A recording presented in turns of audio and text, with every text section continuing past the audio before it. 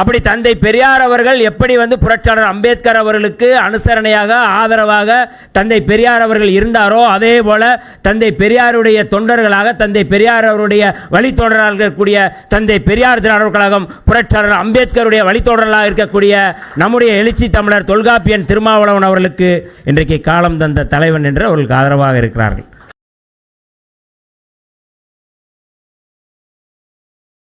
ஒன்பதரை ஆகுது. நான் ஒரு 5-10 நிமிடத்துக்குள்ளே இந்த உரையை நான் முடிக்கிறேன். காலம் தந்த தலைவன் இந்த தலைப்பில் மரியாதைக்குரிய தம்பி மனோஜ்குமார் அவர்கள் இம்மாதிரியான ஒரு கருத்தரங்கத்தை ஒழுங்குபடுத்தி இதை சிறப்பித்து ஒரு வெற்றிகரமான ஒரு கருத்தியல் நிகழ்வாக மாற்றியிருக்கின்ற தம்பி மனோஜ்குமார் அவர்களுக்கு முதலில் விடுதலை சிறுத்தைகளின் சார்பினுடைய நன்றியை தெரிவித்துக் கொள்கின்றேன். அவரோடு இணைந்து இந்த நிகழ்விலே மிக வெற்றிகரமாக இதற்கு உதவி புரிந்திருக்கின்ற மரியாதைக்குரிய தந்தை பெரியார் திராவிடர் கழகத்தினுடைய சென்னை மாவட்ட செயலாளர் மரியாதைக்குரிய தோழர் குமரன் அவர்களுக்கும் இந்த நேரத்தில் என்னுடைய நன்றியை தெரிவித்துக் கொள்கின்றேன். தந்தை பெரியார் திராவிடர் கழகம் இந்த நிகழ்வை ஒரு முக்கியமான சூழலில் இதை நடத்தி கொண்டிருக்கிறார்கள். ஆகவே தந்தை பெரியார் திராவிடர் கழக இயக்கத்திற்கு முதலில் விடுதலை சிறுத்தைகளின் சார்பினுடைய நன்றியை தெரிவித்துக் கொள்கின்றேன். மன்னர்கள் தொடர்பான உரையை கருமொழி முத்துக்குமார் அவர்களுடைய நினைவேந்தல் நிகழ்விலே எழுச்சி தமிழர் தொல்காப்பியன் திருமாவளவன் அவர்கள் உரையாற்றும் பொழுது மன்னர்கள் மீது எனக்கு எந்த மரியாதையும் இல்லை என்று பேசினார். ஒரு போகிற போக்கில் ஒரு 2 நிமிடம் கூட அது பேசலை அவர். ஆனால் அதற்கு ஒரு பெரிய அந்த மன்னர்களுடைய பரம்பரையில் வந்தவர்கள் மாதிரி எல்லாருமே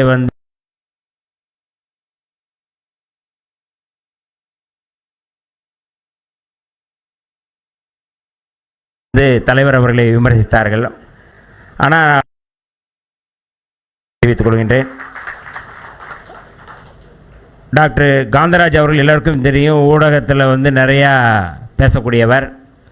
எந்த பிரச்சனையாக இருந்தாலும் அதை துணிச்சலோடு அதை சொல்லக்கூடியவர். அவர் எதுக்கு அது பூச்செல்லாம் இல்லை, அது நேரடியாக அட்டாக் பண்ணக்கூடியவர். அவருக்கும் இந்த நேரத்தினுடைய நன்றியை தெரிவித்துக் கொள்கிறேன். மூத்த ஊடகவியலாளர் வயசானவர்னு நினச்சிடக்கூடாது, அவர் இளையவர் தான். ஆனாலும் நீண்ட காலமாக இந்த துறையிலே சமூக நீதிக்காக, சமத்துவத்துக்காக, சகோதரத்துவத்துக்காக தந்தை பெரியாருடைய கொள்கையை, அம்பேத்கருடைய கொள்கையை ஏற்று செயல்பட்டு கொண்டிருப்பவர் மரியாதைக்குரிய தோழர் ஜீவ சகாப்தன் அவர்கள். அவருக்கும் இந்த இடத்துல மிகுந்த நன்றியை தெரிவித்துக் கொள்கின்றேன். அதேபோல் நம்முடைய மரியாதைக்குரிய திராவிடர் விடுதலை கட்சி அவர் போயிட்டார்ல, அன்பு மகேஷ் அவர்கள், அவருக்கும் இந்த நேரத்தில் விடுதலை சிறுத்தைகளின் சார்பில் நன்றியை தெரிவித்துக் கொள்கின்றேன். ஒரு கேமராமேனாக எல்லோருக்கும் அறியப்பட்ட ஒரு நபர் அப்படின்னா நம்முடைய மரியாதைக்குரிய சந்தோஷ் அவர்கள். ஒரு ஒளிப்பதிவாளர் அவர் திரைத்துறையில். கடைசியில் 2008 தமிழீழத்திற்கு நான் போகும் பொழுது அதை ஒழுங்குபடுத்தி நிறைய வேலைகளை பின்னிருந்து செய்தவர் மரியாதைக்குரிய தோழர் சந்தோஷ். விடுதலை புலிகளுடைய எல்லாளன் திரைப்படத்தை முழுமையாக எடுத்து வெளியிட்டவர் சந்தோஷ் அவர்கள். அவர் இன்றைக்கு இந்த இடத்துல அது முதல் பேச்சு என்று சொல்லியிருக்கிறார், கன்னி பேச்சு என்று சொல்லியிருக்கிறார்கள். இப்போ பொதுவாக பெண் விடுதலை பேசக்கூடியவர்கள் அந்த கன்னி அப்படிங்கிறத சொல்லாதீங்கன்னு சொன்னாங்க. அதனால் அதையும் நம்ம சொல்ல வேண்டிய அவசியம் இல்லை. ஆகவே முதல் பேச்சை முழங்கி இருக்கின்ற, இன்னும் அடுத்தடுத்து வரும் நினைக்கிறேன் அவருடைய உரை. அவருக்கும் என்னுடைய நன்றியை தெரிவித்துக் கொள்கிறேன். இந்த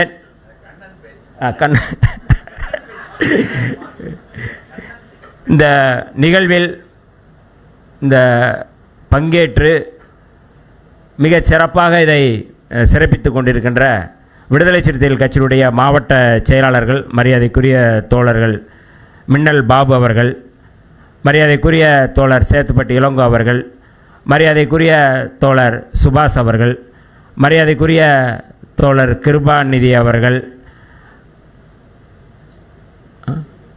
மரியாதைக்குரிய தம்பி ரியல் ரஜினி அவர்கள், மாவட்ட செயலாளர்கள் சொன்ன உடனே வந்து பொதுவாக தலைவர் வந்து நேரலையில் பேசி வாங்கன்னு சொல்லுவாங்க. ஆனால் இப்படியான ஒரு தலைப்பு இருக்குது அப்படின்னு சொல்லி நேற்றைக்கு இரவு தான் நான் வந்து அவர்களுக்கு செய்தி அனுப்பியிருந்தேன். அப்படி வந்த மாவட்ட செயலாளர்களுக்கு முதலில் என்னுடைய நன்றியை தெரிவித்துக் கொள்கின்றேன். மண்டல செயலாளர்கள், கட்சியில் வந்து நீண்ட காலமாக செயல்பட்டு கொண்டிருக்கின்ற மரியாதைக்குரிய தோழர் இரா செல்வம் அவர்கள், ராவண சங்கு அவர்கள் மற்றும் இந்த நிகழ்விலே பங்கெடுத்திருக்கின்ற தோழர்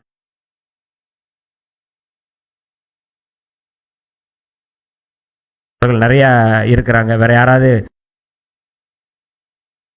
முன்னணி தோழர்கள், நம்ம தம்பி ஜெஃப்ரி அவர்கள், இதை மிக சிறப்பாக ஒருங்கிணைத்து கொண்டிருக்கின்ற சேர்மத்துறை அவர்கள் மற்றும் இந்த நிகழ்விலை பங்கெடுத்திருக்கின்ற விடுதலை சிறுத்தைகள் அத்தனை பேருக்கும் தயவுசெய்து பேர் வந்து விடுபட்டு போச்சுன்னா சொல்லிடுங்க, நான் சொல்லிடுறேன். ஆகவே அத்தனை தோழர்களுக்கும் முதல் என்னுடைய நன்றியை தெரிவித்துக் கொள்கிறேன். ஆகவே இந்த நன்றியுரையாகத்தான் நான் இதை பேசி இதை முடிவு செய்யலாம்னு நினச்சோம். ஆனால் நம்முடைய தம்பி இந்த மாதிரியான ஒரு நிகழ்வு காலம் தந்த தலைவன் என்கின்ற அடிப்படையில் தந்தை பெரியார் திராவிடர் கழகம் இதை முன்னெடுத்திருப்பது என்பது, இது மாதிரியான நிகழ்வை பல இடங்களில் அவர்கள் நடத்த வேண்டும் என்கின்ற கோரிக்கையும் நான் வந்து தம்பி மனோஜ்காராவ் அவர்களுக்கு நான் வைக்க கடமைப்பட்டிருக்கின்றேன்.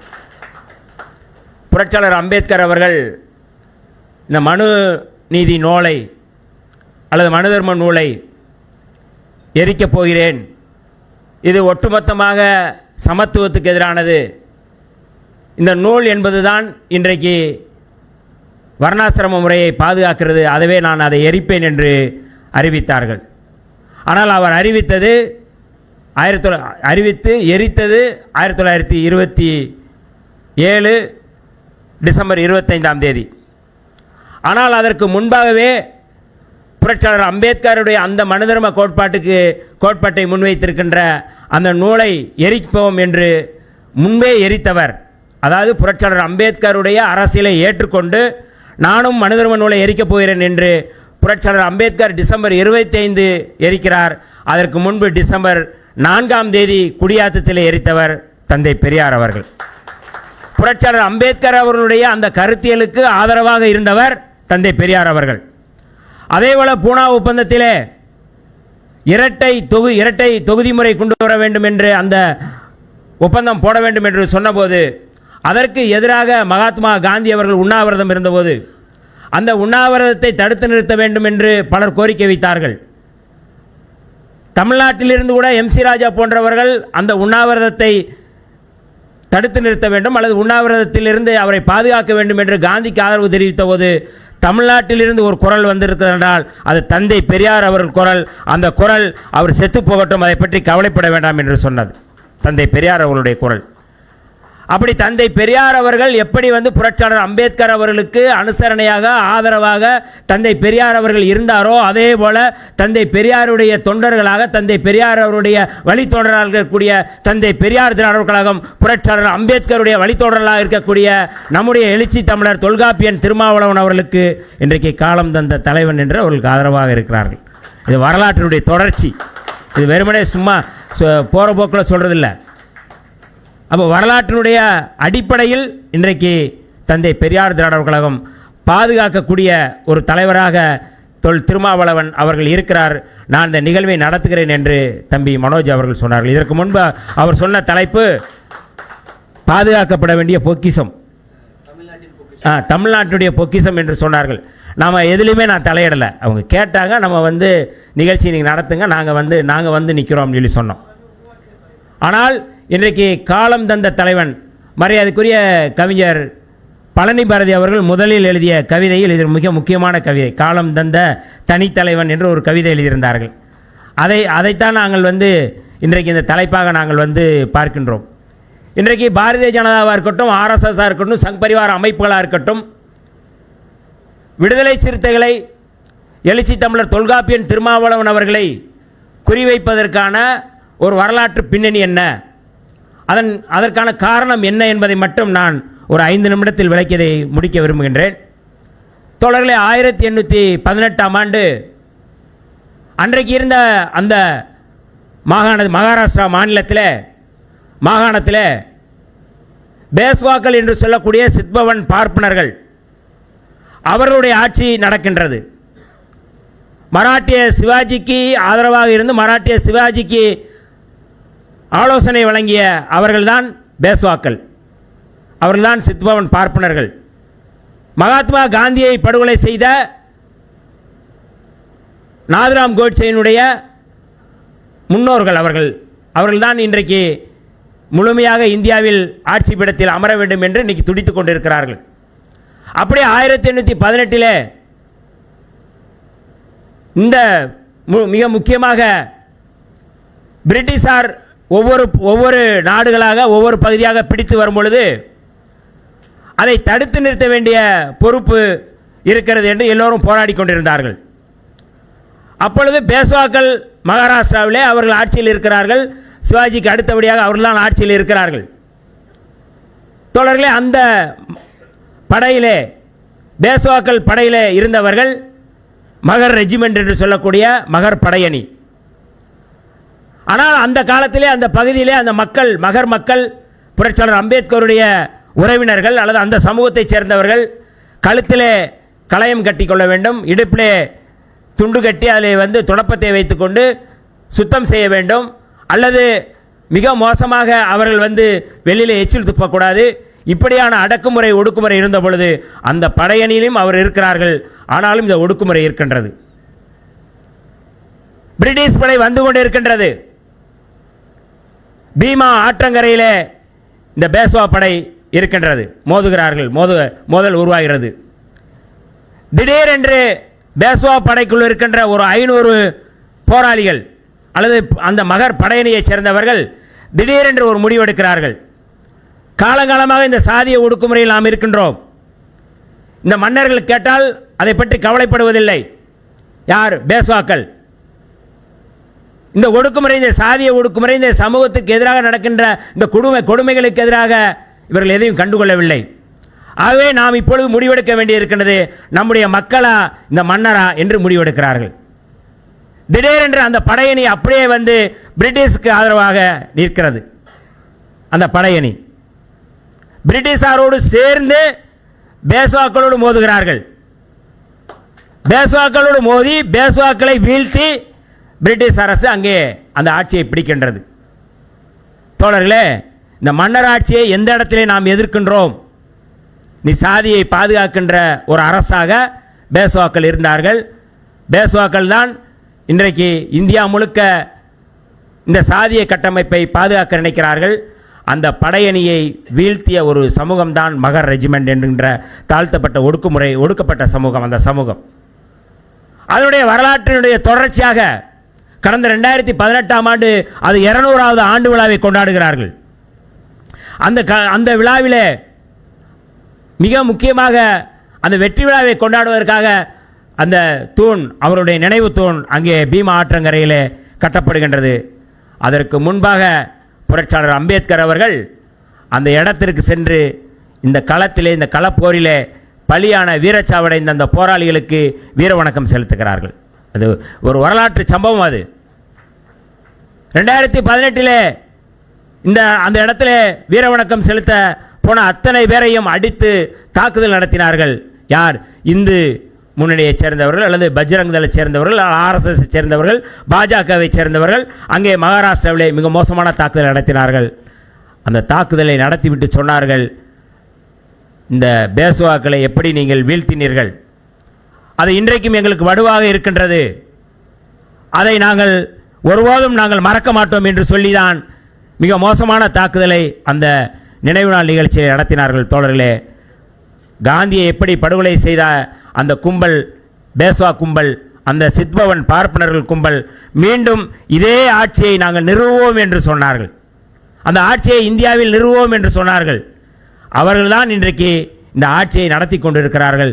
பேஷ்வாக்களுடைய தொடர்ச்சியாக பேஷ்வாக்களை வீழ்த்திய மகர் ரெஜிமென்டுடைய படையணியாக இன்றைக்கு தமிழ்நாட்டில் விடுதலை சிறுத்தைகள் அந்த படையணி இன்றைக்கு இருக்கின்றது.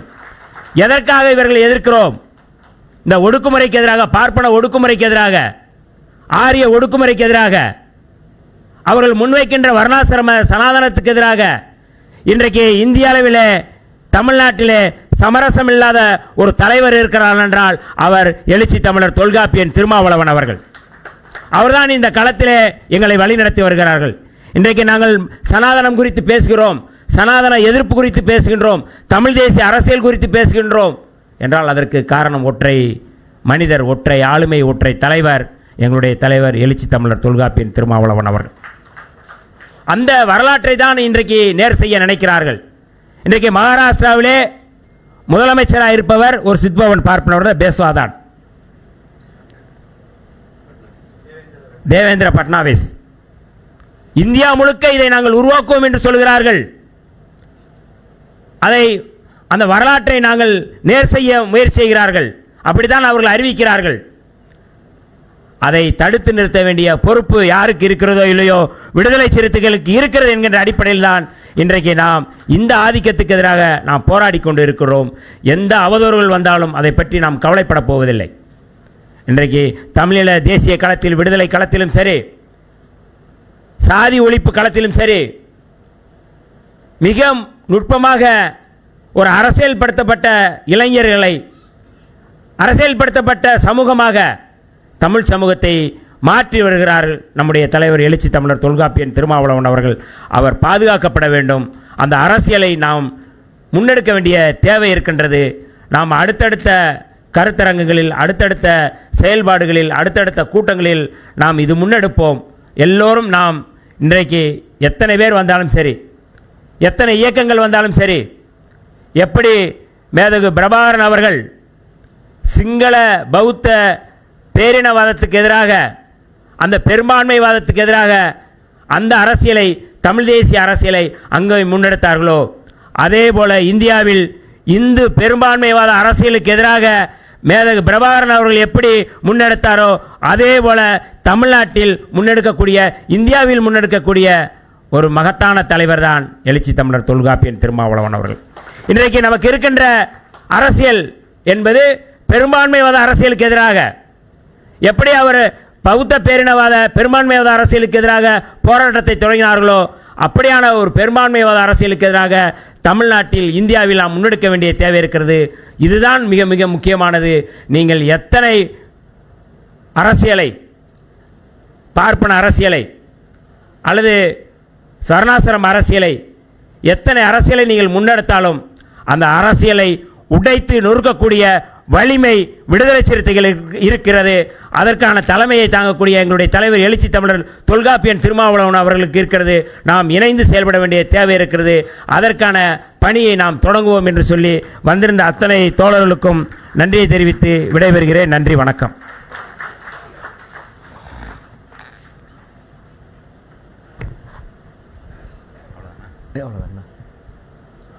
இறுதியாக நன்றியுரையாற்ற தந்தை பெரியார் அவர்களுடைய சென்னை மாவட்ட பொறுப்பாளர் தோழர் சக்திவேல் அவர்களை மேடைக்கு அழைக்கிறோம்.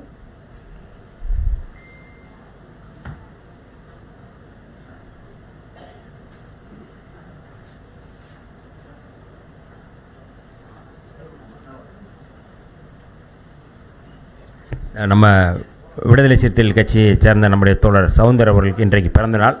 அவருக்கு நம்ம ஒரு சால்வை அணிவித்து வாழ்த்துக்களை தெரிவிப்போம்.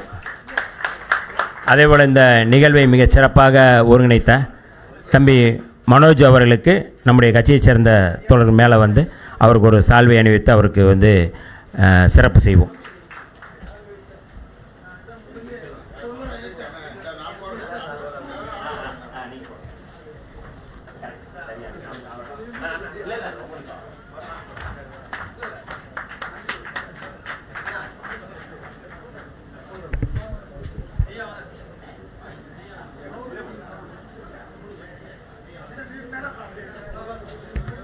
ஹலோ. காலம் தந்த தலைவன் திருமாவளவன் என்கின்ற இந்த சிறப்பு கருத்தரங்கத்திற்கு சிறப்புரையாற்றிய தோழர் வன்னியரசு அவர்களுக்கும், தோழர் செந்தில்வேல் அவர்களுக்கும், தோழர் சூர்யா சேவியர் அவர்களுக்கும், தோழர் ஜீவசகாப்தம் அவர்களுக்கும், தோழர் டாக்டர் காந்தாராஜ் அவர்களுக்கும், தோழர் குமரன் அவர்களுக்கும் நாங்கள் நன்றியை தெரிவித்துக் கொள்கிறோம். இந்த நிகழ்ச்சியினை சிறப்பாக ஒருங்கிணைத்த தோழர் அதர்மம் மனோஜ் அவர்களையும் நாங்கள் நன்றியினை தெரிவித்துக் கொள்கிறோம். அதே போல் இந்த நிகழ்விற்கு ஊடகவியலாளர்கள் தங்கள் வரவினை தந்ததற்கும் நாங்கள் தந்தை பெரியார் திராவிட கழகத்தின் சார்பாக நன்றியினை தெரிவித்துக் கொள்கிறோம்.